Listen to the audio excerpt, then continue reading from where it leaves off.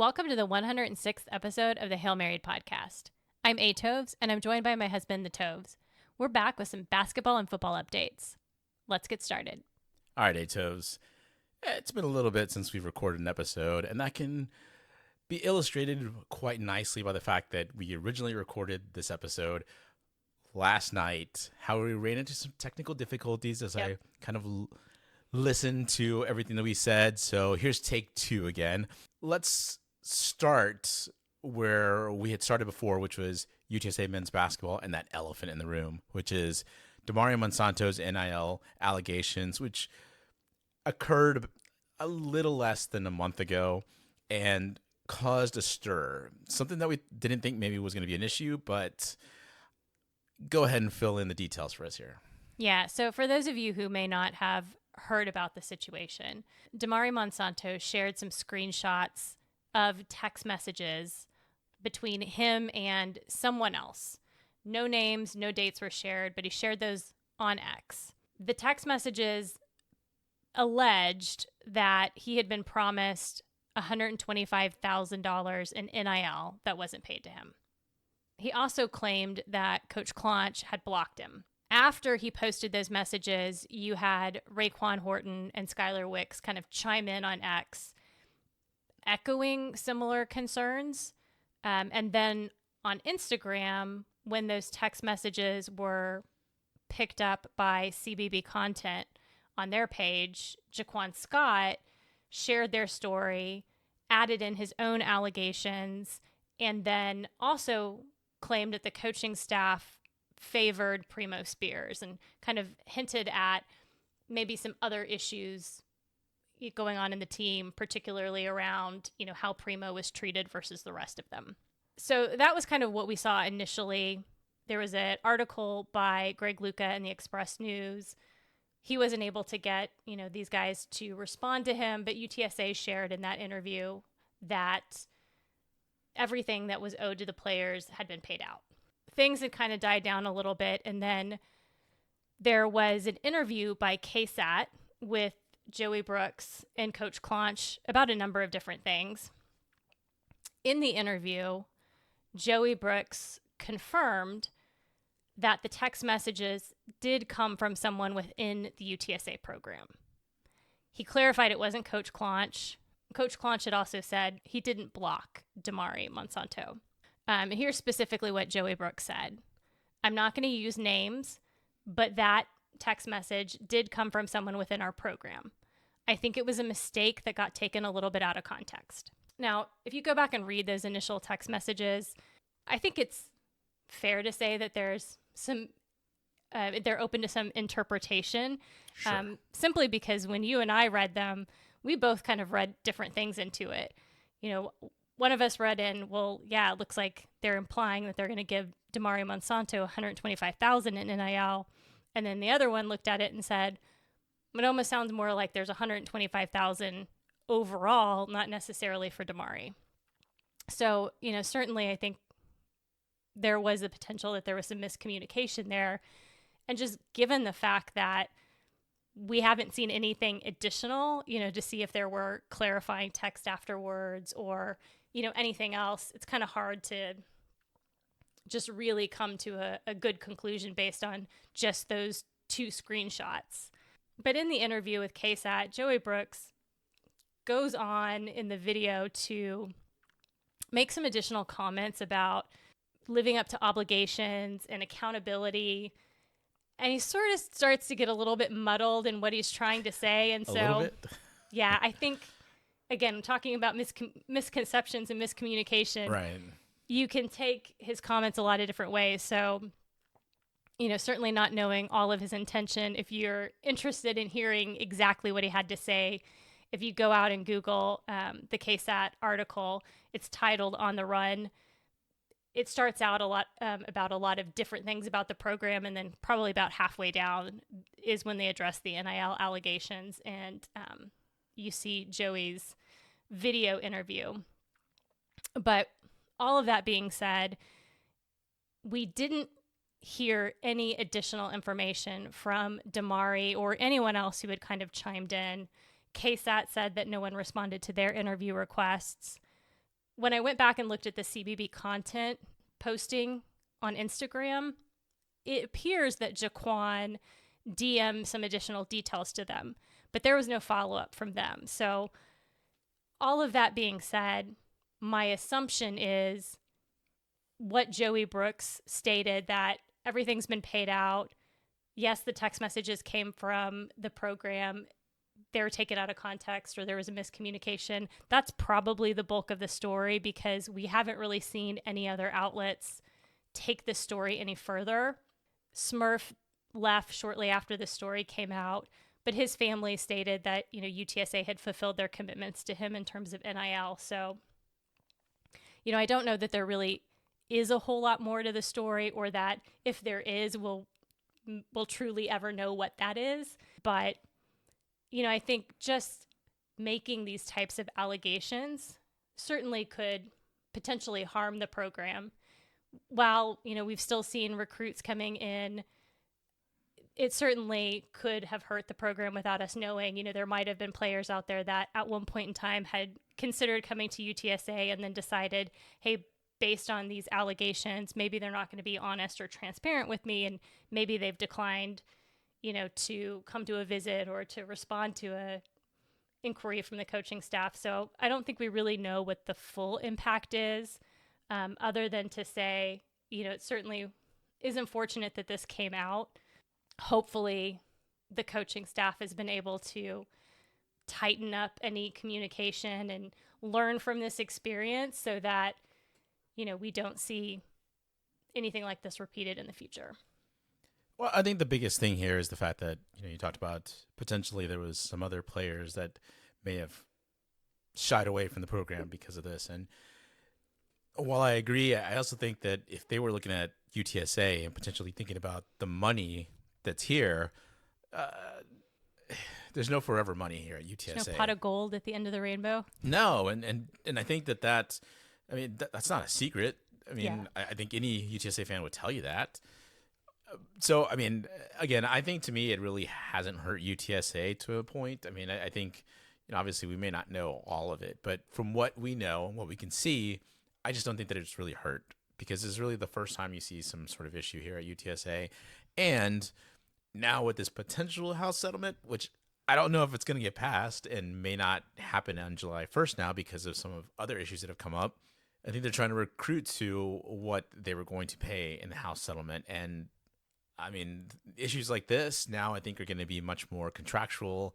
And I still think that at some point in the very near future, all college athletes are going to have to come together and find a way to either collectively bargain or figure out a way to create some sort of better working atmosphere for themselves, because, you've seen the pushback now from schools. Yeah. On some players that have decided that they want to either renegotiate money or that want more money, and it hasn't gone well. So I think we're going to see this transformation. It's going to be interesting just to see how that goes.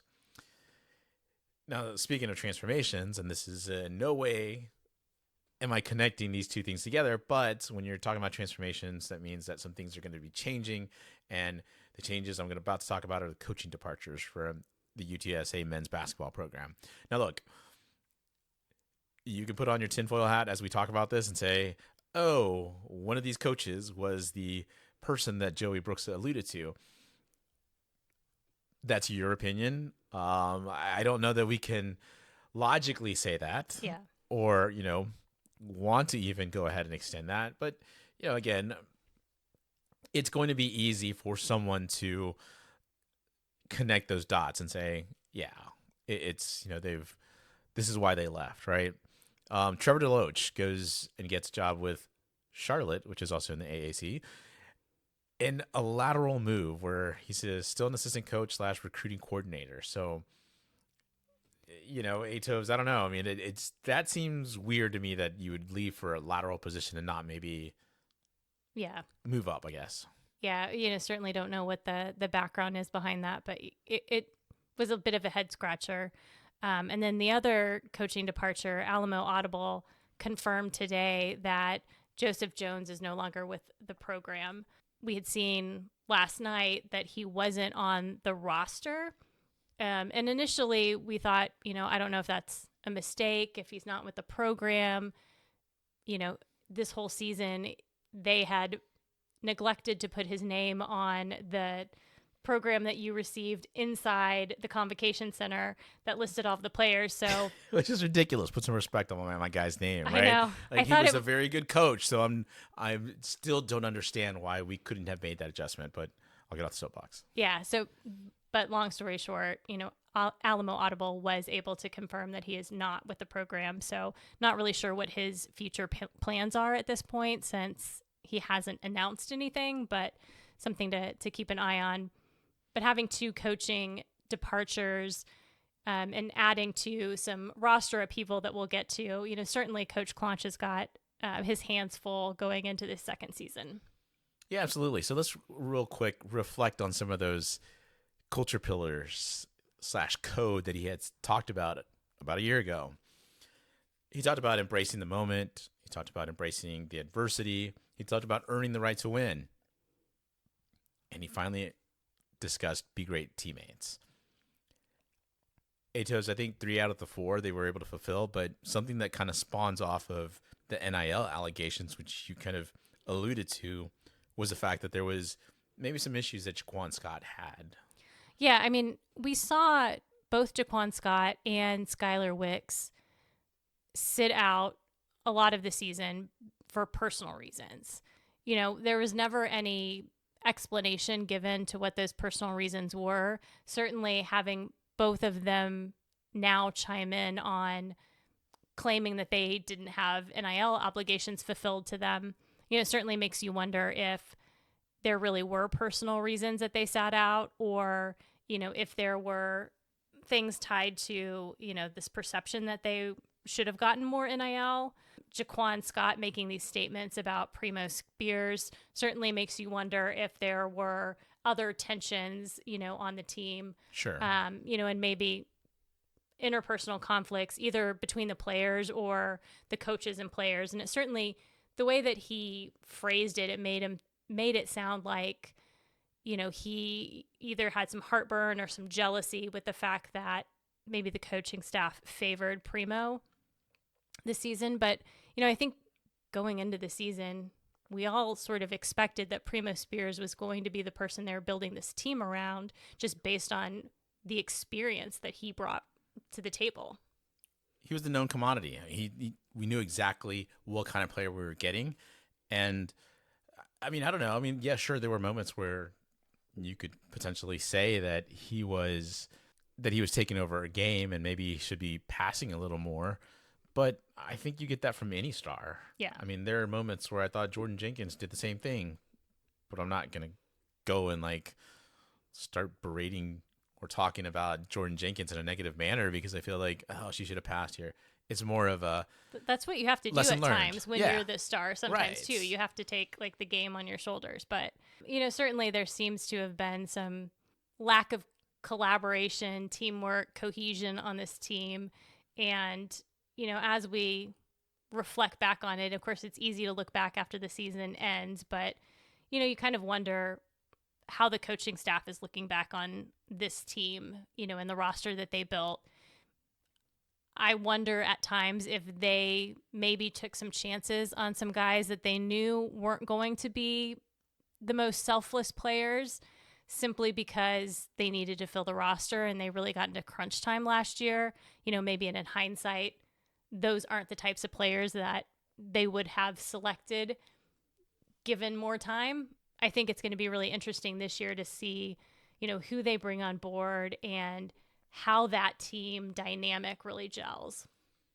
Yeah, and hopefully this is a lesson learned, right? And I think we always talk about failure being a bad thing, but sometimes you have to fail in order to learn your lessons, to move forward, and to see what path is the true one to go down. And like you said, I think that that's probably what occurred in this case, where they took a chance on some players, and now they're going to be much more judicious in how they go about A, speaking and communicating with these players, and then B, making sure that they're the right guys. And we've seen it from a bunch of different coaches around the nation that have talked about that, where want to start talking about money, don't want to talk to you about it. Yeah. And they've been successful. So there is, I think, something for Coach Clonch to build on. And two of those are two returning players, are Mo Jai and Bob Jai.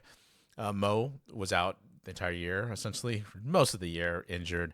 And Bob, his brother, essentially got thrust into having to be really a crucial role on the team because he essentially became like the eighth man on the squad in order to have 8 guys being able to play.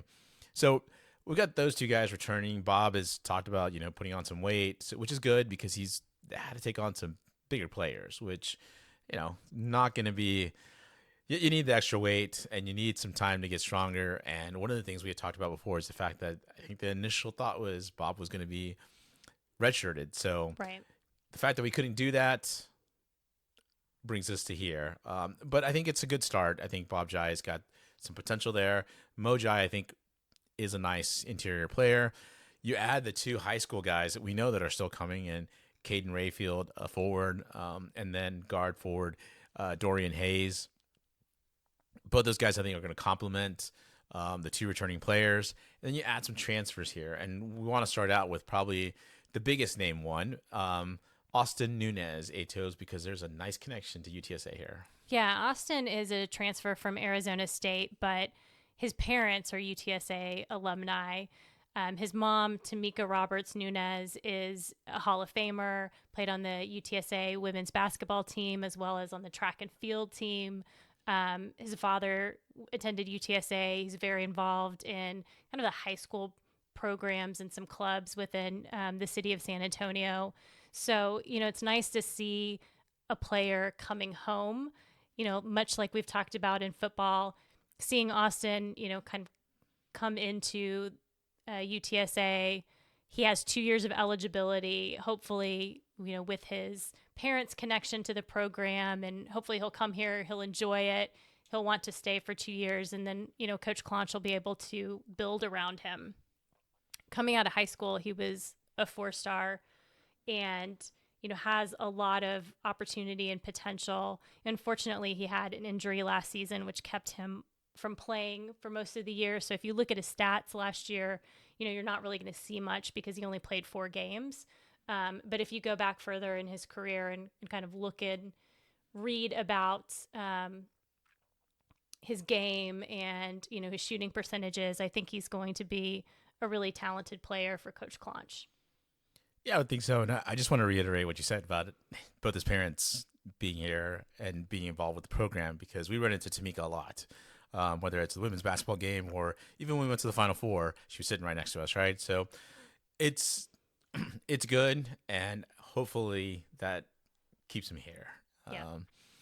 The next guy actually just committed. It's guard Brent Moss, 6'7", Barton Community College. He's also from the Bahamas, and Joey Brooks had been kind of tweeting out that there was a guy that was coming on. So we were kind of excited to figure out who it was. And Brent, I think, had a much better year last season than he had his initial year. I think his initial year, he really wasn't playing that much, but then I think he got much more time and I think put up some more stats. And it's encouraging because I said he's a guard, but he shot over 50%, and then he still shot about 35% from three-point land. So, and then averaged 17.2 points per game. So a lot of good things to build off there, especially you add them to Austin, you add them to Mo Jai, to Bob Jai. You start seeing, again, athletic guys that are coming in that Coach Clonch is putting together. So certainly a good thing, I think, in bringing in Brent Moss, especially with his size. Hos, we do have another player. We might have another player. Well, So initially, Daniel Akatobi, I guess is how you pronounce his last name, he committed to the program, but then he posted this morning that he was decommitting to the program, and then later on in the day deleted that tweet and retweeted his initial announcement that he was committing. So at this point, I'm not entirely sure what his status is, so we may or may not have another forward, but I guess we'll just kind of have to see how that all plays out.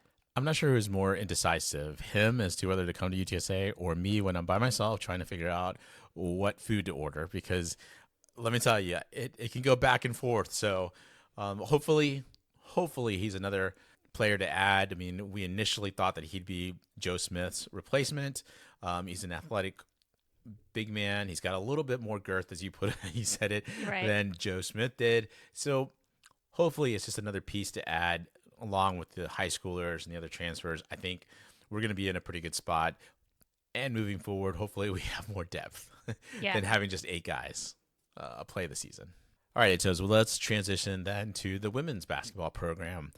We did not talk about the WBIT game against Gonzaga. We're not really going to get into it in this game, but it's been a while, and they lost 67-51. You know, the announcers heading into that game had talked to the UTSA SID, and the SID stated that the team had run out of gas versus Rice in the AAC tournament game, which now feels ages ago. Mm-hmm. Atos, had I known that, I think my preview would have been different. And then I think really all the flaws that were exposed by Gonzaga were flaws that we had seen before, like ball handling issues and lack of consistent outside shooting. But the more and more I reflected on this, Atos, I don't know that they ran out of gas against Rice in that tournament game. I think they hit a wall sometime during conference season and then just gutted it out the rest of the season. And you know, I kind of feel like Jeff Trail a little bit here that it took me this long to realize it. However, it only took me a month later to realize that, not next fall or next spring, where I'm like, oh, back then, this is what happened to him. We'll get to the Jeff Traylor comment that I'm alluding to here in a second, but really, this team had some flaws, and I think the coaching staff did a terrific job in really mitigating those flaws and making sure that opponents never really exposed them too much on those. But at some point, it was going to catch up to you. However, Atos, as much as we're bringing that up, let's also just take a second to realize, despite those flaws, despite all that, there's been teams that had those same flaws that won a lot less than UTSA. And what they did this season was special. We celebrated it. It's also a lesson, right? Because they didn't win the AAC tournament game. They didn't win the WBIT game, but it's a stepping stone to learning maybe how to handle success. Yeah. I mean, I think that Coach Aston mentioned this several times. Like, it's very hard to win the regular season because you have to be so focused, so good for such a long period of time. And that really is a mental and a physical challenge. It's much easier to get hot at the right time, get hot in the tournament and, go on a run. And so, even though they didn't meet their ultimate goal of getting to the NCAA tournament, like, you can't overlook what it took to get to the point that they won the regular season championship. And you've got to celebrate that. It may not happen, next year. It may not happen for a couple of years, and maybe down the road we'll do some things a little bit differently. And maybe we'll have that season where we get hot and we get to the tournament. But, certainly I think it's just a tough situation when you end on a disappointing note to not let that overshadow everything else that happened. Like, this was a magical season for women's basketball. We had record attendance. We had a program record, in terms of the number of wins, winning the regular championship with the AAC, Jordan Jenkins winning Player of the Year, Coach Aston winning Coach of the Year. I mean, there's just so many special moments that happened this season that, you just kind of have to say, look, it didn't end the way we wanted. But like you said, it's not that long ago that we were talking about Coach Aston coming in and turning around a program that had won 2 games. So yeah, I mean, the journey that they've been on since Coach Aston got here, we've obviously talked about it a lot, but to then start kind of boiling down all these issues to, well, I think they need to be better ball handlers, and I think they need some better outside shooting. It gets to the nitpicking part of it, Yeah, and that's okay. I mean, that's still good. It just shows that we've now certainly closed some of the gaps that we had before, and Absolutely. that's not a small thing. So, and the best part of all of this is the fact that we do have so many returners coming back next season. We really, for everything that we accomplished this year, we still were a very young team. You know, we've got a lot of players that will be coming back with one more year of experience and hopefully able to build on, you know, what they experienced this season. Yeah, I mean, you talk about Cheyenne Rowe and Adara Udo down low, again, now being a senior and junior respectively. But most importantly, it's those freshmen from this season that were kind of thrust into having to take on some playing time at times when some of our other players, some of our veteran players just couldn't get going. And that's Demira Allen, Mia Hammonds, Taylor Ross. You are going to expect them to take some much bigger steps in terms of their growth and development for next season. And then you got Nia Goni, who is returning for her last season of basketball. It's like her super senior. Yeah. She got injured, and so she was able to get the waiver in order to return. And she decided to make sure that she returns here to UTSA. So excited to see what she could bring in particular. Maya Linton, who's currently injured, but looks like she'll be all good to go once we get back into the fall. So, I don't think there's going to be any worries there. Just another question mark, though, is Sienna Gudadaro. She left the team early in the season. She said she'd be back. Do things change because of a certain departure that I think we'll talk about here in a second? But, hopefully she comes back as well. She was getting on a hot streak on the end of her sophomore year. So, hopefully that she continues to build on her game because it looked like she was really starting to come into herself. But let's talk real quick about the new signing, Atovs. Jada Holloman. The name sounds a little familiar, especially the last name. Yeah, certainly anybody who's been following the UTSA basketball program over the last couple of years should recognize that Jada Holloman is the sister of Adante Holloman, who was with the men's program a couple of years ago. She's a point guard transfer from UT-RGV. Last season, didn't have as much playing time. Not sure if there was an injury or something else that factored into that, but certainly she brings, I think, some strong shooting that will be a nice addition to the team. Yeah, she had a rough season last season, and I think, if you look at her freshman year, where she, I think, had some all-freshman honors in the WAC, last season they played in the Southland. Maybe it was the change in conferences, whatever it was. What it came down to is she didn't get that playing time, but hopefully, I think with some time with, Jamie Carey, some time with Coach Aston, you get the chance to really figure out what the system is like here under Coach Aston and then see how you fit in there. It's no secret that if you're a guard or a wing in Coach Aston's offensive system, you're going to have to be able to shoot the three. And Jada has some numbers there that show that she can shoot the three. So it's a very nice addition. We're not really going to talk about the high schoolers. We've talked about them previously, but we got some reinforcements coming in, but they're still looking for a couple of guards, wings, particularly, again, looking for some shooters.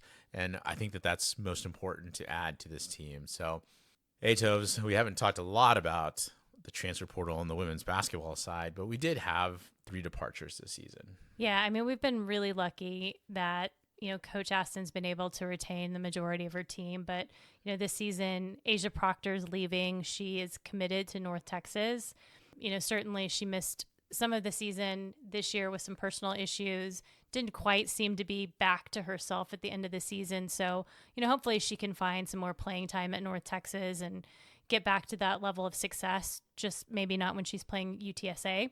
Sure. But we'll be her biggest fans when she plays anybody else. Yeah. Alexis Parker is also departing the program. And then, the one that I think was probably the biggest surprise was Sydney Love. Yeah, and Sydney was and Sienna Gudadaro were really tight. And that's why I kind of wondered if Sienna was potentially going to transfer as well, especially with probably one of her better friends / best friends leaving. And it was when Sydney announced, and really we had found out prior to her announcement that she was leaving. I think if we had recorded this episode then and started talking about our thoughts on the basketball teams, my perspective about Sydney would have been, it's a head scratcher. I'm not sure why she's leaving. I'm not really sure if this is her best move. Now, after a little bit more time of reflection, I think I understand it much more because I think I felt like I got in, because I totally get the fact that she played in the San Antonio area during high school. And then she's been here 3 years out of her college career in San Antonio. So it sounded like it was more of a wanted a change of scenery, and maybe here's her chance to go and branch out somewhere different. I mean, we've talked about it with football before, where it's like some of the best players in San Antonio just don't want to be going and playing football here, right? Like they don't want to go to UTSA. It's nothing against UTSA. It's just UTSA just happens to be in San Antonio where they want to depart from. And so, yeah, not everybody wants to play at home, or stay at home for college, but hopefully Sydney can find, the right fit for her. And again, wish her a lot of success. I think she's been, a really great player to watch over the last couple of years, and hope that she finds what it is that she's looking for. we'd be remiss if we didn't end on probably one of the higher notes. Earlier in the season, Becky Hammond was in the convo to watch one of the women's basketball games. I did not get a chance to get a picture with her, which I should have tracked her down, maybe stalked her a little bit to get that picture. But that's beside the point. But it just so happens that Becky Hammond, the coach of the Las Vegas Aces, the WNBA, they announced a signing, and that was Jordan Jenkins, our star player from this past season, our star over the last 3 seasons, I guess you could say. So Jordan's going to get that chance to get a taste of the WNBA life, and at the very least, attend on a training camp contract. So, definitely wishing her the best and hoping that she can stick in some way. It's going to obviously, no matter where you're coming from, it's going to be a challenge because WNBA is such a small league, really, and because they don't have all of the teams and the infrastructure that NBA has, a player as talented as her may not get that chance at WNBA to stick, and it's not necessarily a testament on her. It's just that's how difficult this WNBA league is. So kind of looking forward to it when it comes to my WNBA fantasy league, because if she sticks, maybe she gets a chance to perform. So my WNBA fantasy league drafts in a little less than 2 weeks, so I'm kind of looking forward to that. Yeah, maybe not this season. Next season we'll be looking to see where she's at, and maybe you get to draft her. That'd be kind of cool to have a former UTSA player on your women's WNBA basketball team. Yeah, the surprise. I mean, I had Sincere for a little while this past season on one of my fantasy football teams, and hey, it worked out for the short time that he was able to stay on the field. So let's cross our fingers there for Jordan. Let's hope for the best, and we'll see what happens. All right, let's move on and talk about spring practice for football. Okay. Listening to the interviews after practice this season, we've heard a little bit about Coach Traylor's reflections on last season and some of the things that they're planning to do a little bit differently this spring. Part of that we've talked about before, the fact that they spent more time in the weight room at the beginning of the season or the beginning of the spring and kind of delayed starting their practices, which is why we're still talking about spring practice today, where a lot of programs have already wrapped up. But the big theme that I think we've heard from Coach Traylor is that they need to be more buttoned up this season. What? I know. Apparently, shocker. Apparently we had a discipline issue. Not like we said anything about it during the fall or, anybody else that creates UTSA content. Even he said some stuff about that towards the end of the season. But yeah, so their theme is really to be more buttoned up, to hold players more accountable. And the other big piece is that Coach Traylor has mentioned that, he is going to be much more involved in the day-to-day practices, the day-to-day operations. He said he felt like he had maybe taken his eye off the ball a little bit and let some of his staff handle some things that he would have in the past been more involved in. And he felt like he just really needed to be more dialed into what was going on day to day. Hey, Toes, what do you think about those statements? Look, when I hear managers say that in a professional setting, my first thought is you don't have the right team in place. You either don't have the right people in the right positions, or the team that you have isn't at the right level in their leadership. And, we're never going to hear Coach Traylor make pointed comments or criticisms about his players or his staff. That's just not his style. But I think just the fact that he said, I need to be more involved in the day to day, that's probably as pointed as you're going to get from him, saying, hey, maybe I don't have the right, people in the right places or at the right time. And that doesn't mean that he's got people he needs to get rid of. It just may be that they're not far enough along in their leadership journey that, they're not necessarily ready to run the program the way that he would run it, because he has kind of tried to take that CEO mentality with the team, and they're clearly not at a point where either he feels comfortable with the decisions that were made while he was off, doing fundraising or, meeting with boosters or whatever it was that he was doing. So, he has said that he's going to be much more hands-on this season, and we'll see how that goes. Well, look, first of all, a G5 football CEO type coach has not worked, in my opinion. Anytime there's a G5 coach that tries to do that, it just doesn't work because it's just a different dynamic. When you're at the P4 level, you've got so many more coaches, and they're all at such a higher caliber that whether they're the right person or not, those guys make sure to make the decisions that they believe that that the head coach would make. So your statement that he doesn't have the right people in the right spot, it's not like we haven't brought this up before, right? Like we've noticed that. And I'm not going to say that this is necessarily a bad thing, but look, I mean, we saw an undisciplined team last season, and you just said he wanted to be more buttoned up.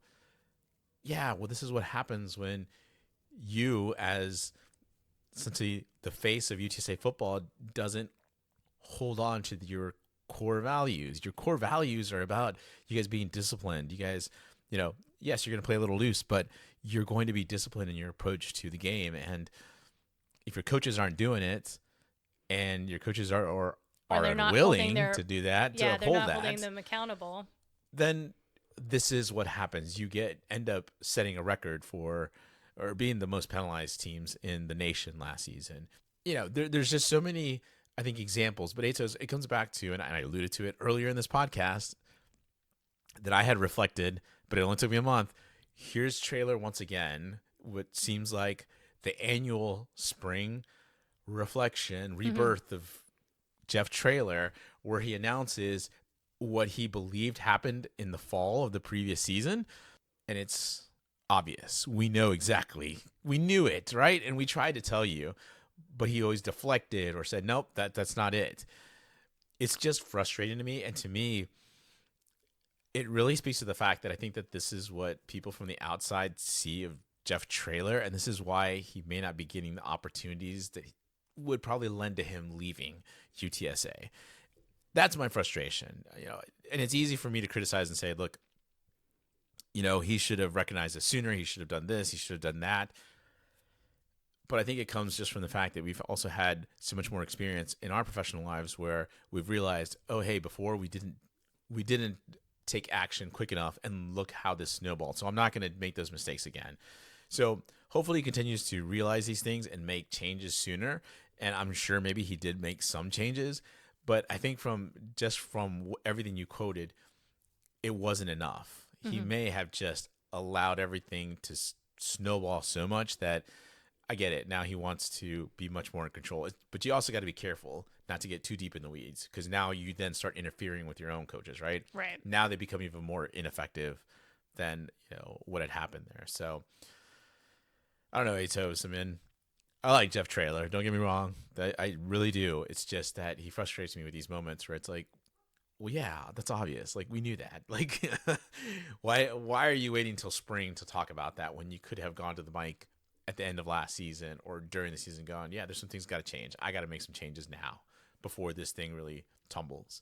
I think with him, a lot of times it's not that it takes him that long to realize it. It just takes him that long to verbalize it publicly. But, it was certainly interesting to see some of these statements made by him in action. We went to see spring practice and a scrimmage, about a week and a half ago or 2 weeks ago. And you could see that they were trying to be much more disciplined in how they were talking to the players. But, it's kind of interesting. I still think the staff is sort of trying to feel out what disciplined really means to them. For example, we saw Coach Lepp lose it and yell at a player, and it just didn't quite seem like that's really his natural style. Like, I don't think that Coach Lepp is really a yeller. And No. so, it kind of seemed a bit forced, but certainly the person he was yelling at deserved it. Was it a linebacker? Yeah, it was a linebacker. He made a play, and then he ends up, before he gets to the back off the field, he takes off his helmet, and the coaches recognized it, and the referees are out there through the flag, right? So that's when Lepp, as you said, loses it. But then I think his true colors came out when he put his arms around the kid and he starts talking to him. Look, there's a difference to me between disciplinarian and yeller. Yeah. And those two don't come hand in hand. They can, but that's just, like you said, that's not who Lepp is. Yeah. I think Jeff Traylor is more of a yeller at times. Right. But I think he's getting his point across. And but we've also seen that from him at a couple of different practices, and it's not like... Well, I mean, almost every single Saturday, you see it when he's like blowing up either at the refs or, getting... It seems like he's getting upset with some of the other players or whatever, right? So he's a little emotional at times. Yeah. So I totally get it, and it seems natural from him to explode like that. So that's why I'm saying, Coach Lepp, it just didn't seem natural. It feels more like he could be much more of the I'm not mad, I'm disappointed. Right. But you get that point across as like a parent, and I feel like that's his style, which is fine. Like, you don't have to have the same style throughout the team. You got to make sure that these guys understand what the penalties are that come from these types of mistakes. Mm-hmm. We saw Coach Graham explaining some coverage, and he starts telling his cornerback, get back. The cornerback responds that I did get back. It didn't feel like Coach Graham really got his instructions through to the player, but regardless, like, the player and him start jawing a little bit, and then he kicks the player off and gets another cornerback in there. It did lead to an interception. So I think he replaced the kid with the right guy. Yeah, that's all I got to say. So I'm not. I mean, okay, you've got a point there, Coach Graham, but it could also been the way that they had the call they were making, and that this other cornerback wasn't going to make that type of play based on how he was positioned.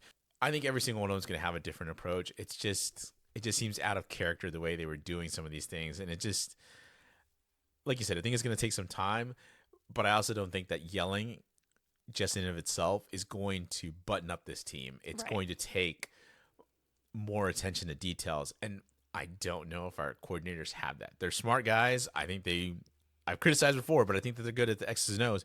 They just, to me, have to get better at the details, and that, I think, is what Coach Traylor is really trying to harp on.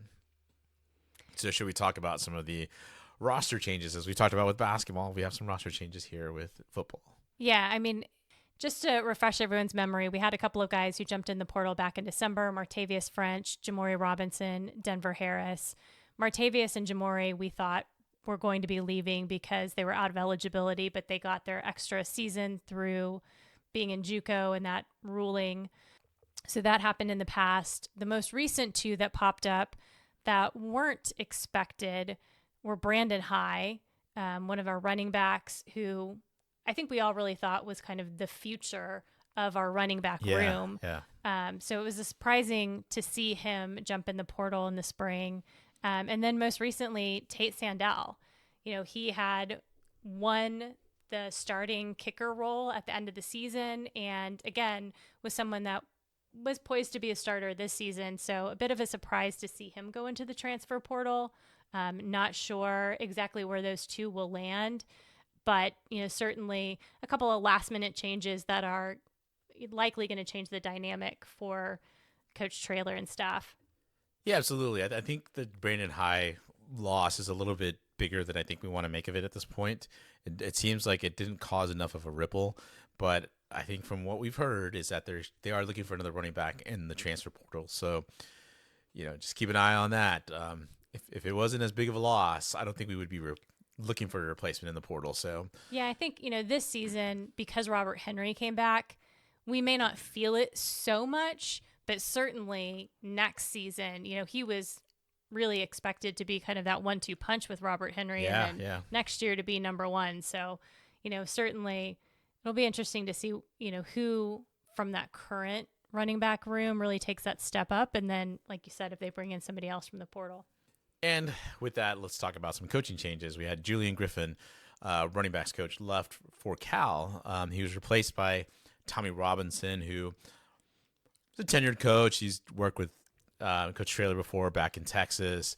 He was most recently a special teams coordinator at Colorado, but he seems to, I think, be a solid running backs coach. So, I wouldn't see that there's going to be much of a drop off in terms of coaching.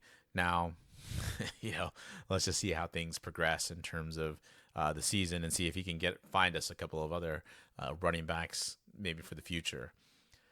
So you alluded to the fact that we had gone to this scrimmage a couple weeks ago. So I wanted to give some just initial thoughts on a few areas.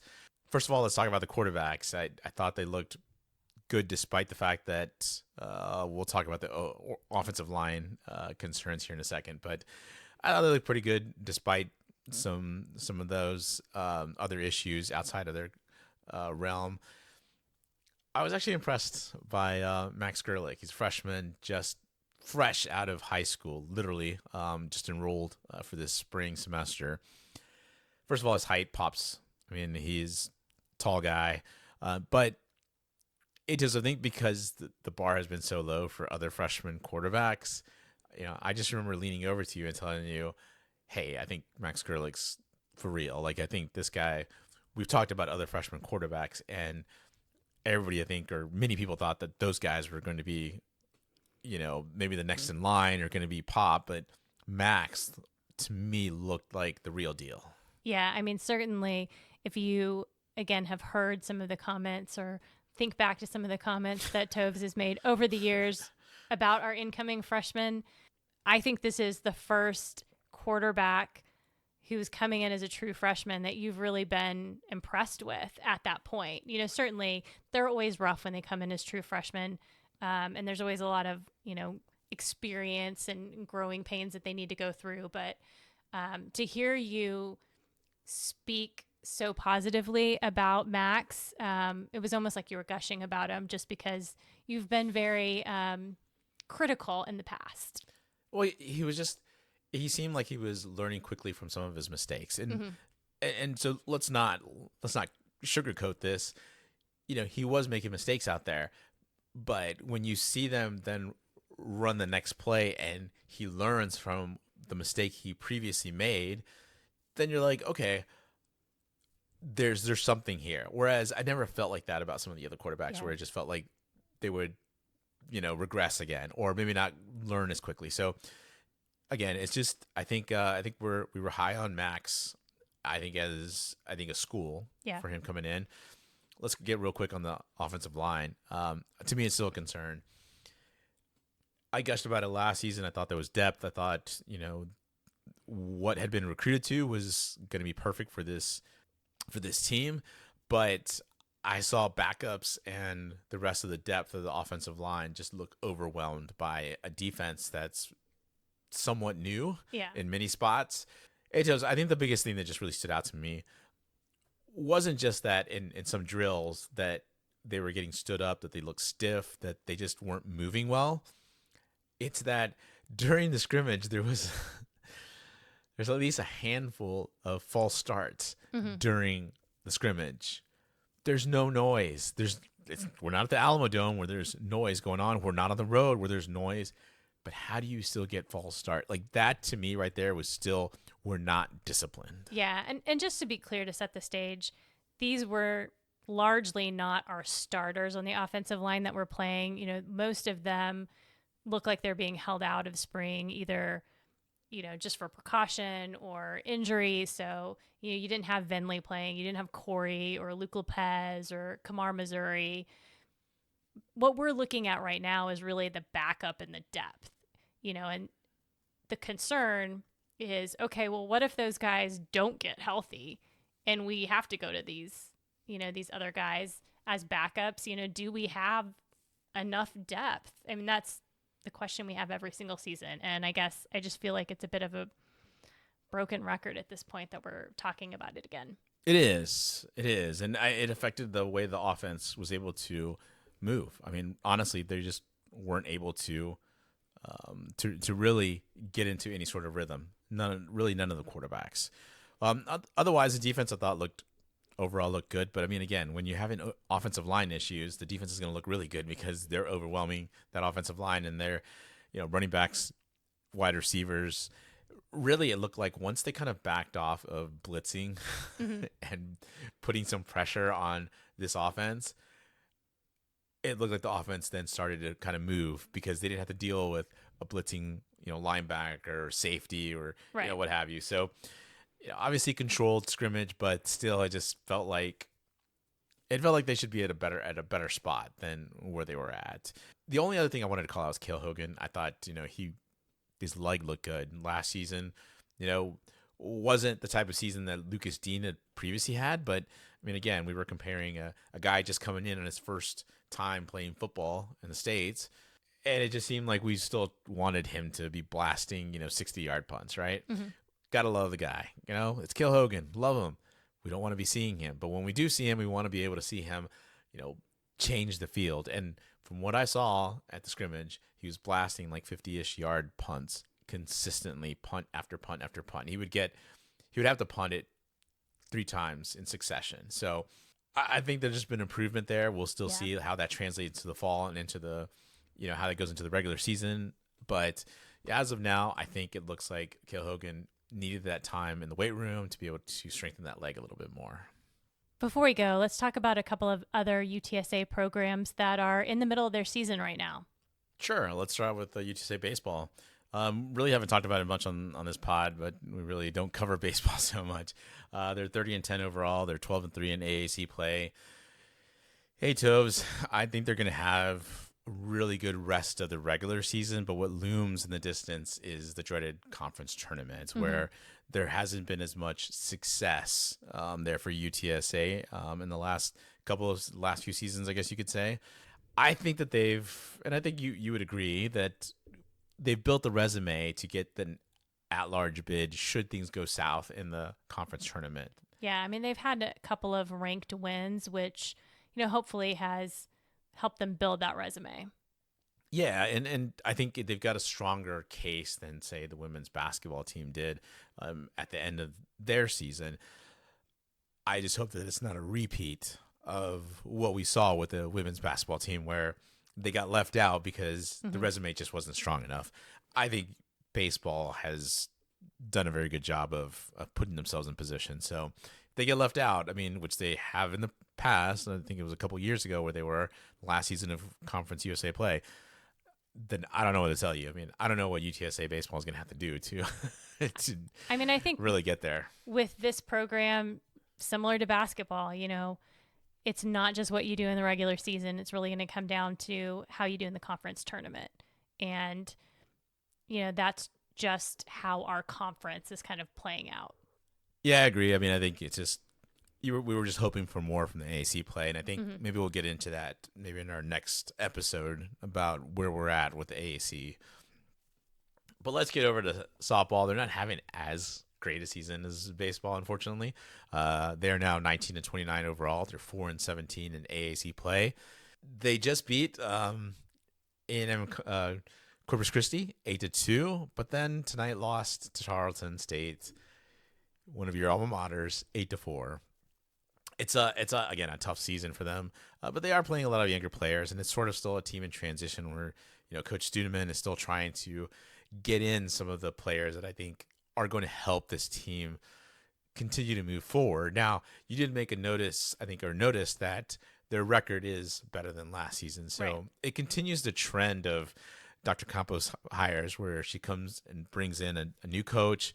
They kind of either stay at about the same level or slightly improve from the previous coach, and then you start seeing the team build and progress forward. So hopefully that continues for the softball teams. I think, obviously you've got some young players like Sabrina Wick and Skylar Rucker who are some freshmen. We got a player that I really have taken a liking to, and that's catcher Kaylee Roshinsky. She's got a heck of an arm. Nobody's really running on her, and she brings it with the bat. So, you've got some players, and I really want to see them continue to succeed and hopefully, kind of obviously grow in the future. But it would be great to see both baseball and softball get up near the top of the rankings at some point. So the only other thing that I wanted to bring up is we went to the volleyball exhibition match against Baylor last Friday. Lost 3-2. They won the first 2 sets, and Atovs, they looked pretty good, at least starting strong and jumping on top of Baylor. But then the last 3 sets, just Baylor jumped out on them, and then they just could never come back. And especially in the 4th set, it looks like they just blew it completely as they got blown out in that set. But, hopefully they continue to grow as well, because I think it's been a slow churn, I think, for Coach Torek, but you're starting to kind of wonder at this point, like how much more time is it going to take for this volleyball team to really kind of find its footing? Because you're getting softball finding its footing. You're seeing women's basketball and what they're doing. So you kind of want to see them continue to progress forward. So a nice little look around the UTSA athletics department for just a short bit. Yeah, I think that about wraps it up for us. I think we've covered just about everything. Thanks for joining us on the Hail Mary podcast. I'm Atovs. I'm the Tovs. We'll be back soon with more spring sports coverage. Birds up.